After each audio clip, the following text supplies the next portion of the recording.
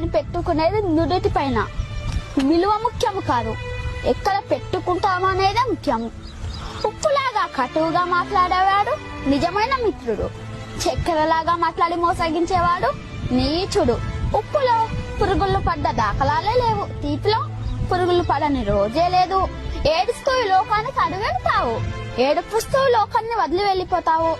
రమ్మన్న సమర్గంలోకి ఎవ్వరూ రారు, వద్దన్న చెడు మార్గాన్ని ఎంచుకుంటారు. పాలు అమ్మేవాడు ఇల్లు తిరగాలి, సారాయమేవాడి దగ్గరికే అందరూ వెళ్తారు. పాలల్లో నీళ్లు కలిపినావా అని అడుగుతారు, ఖరీదైన సారాయిలో నీళ్లు కలుపుకొని తాతరు. పెళ్లి ఊరేగింపులో బంధుమిత్రుల ముందు వడ్డు వెనకాల, శవయాత్రలో శవము ముందు బంధుమిత్రులు వెనకాల. శవాన్ని ముట్టినందుకు స్నానం చేస్తారు, మూగజీవులను చంపి పూజిస్తారు. కొవ్వొత్తుని వెలిగించి చనిపోయిన వారిని గుర్తు చేసుకుంటారు. కొవ్వొత్తుని ఆర్పి జన్మదినాన్ని ఆచరిస్తారు. హే మానవ, పుట్టినప్పుడు జాతకము, మధ్యలో నాటకము, చావగానే సూతకము, అయినా గదు జనుల మధ్య కౌతకము. కష్టం వస్తే భగవంతుణ్ణి కొలుస్తారు, ఆయనకు రాబోయే కష్టాన్ని ఆపడు. నిత్యం స్మరిస్తే కొండంత కష్టాన్ని గోరంత చేసి సులువుగా దాటి శక్తి నీకు ఇస్తాడు.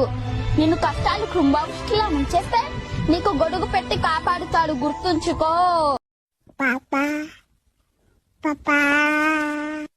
ప్రతి మనిషి సంతోషంగా ఉండటానికి ఏం చేయాలి? స్వధర్మ పరిపాలన మొదటిది. మనిషి తన తనువుని మనసుని ఆరోగ్యంగా ఉంచుకోవాలి. రెండవది, తన కుటుంబ బాధ్యతలను సక్రమంగా నిర్వర్తించాలి. మూడవది, తన సాటి మనుషులకు ఉపకారిగా ఉండాలి. ఉపకారి కాకపోయినా అపకారి కాకూడదు. ఈ ధర్మాలను పాటించే మనిషి తను సంతోషంగా ఉంటాడు, సాటి వారి ప్రేమను పొందుతాడు.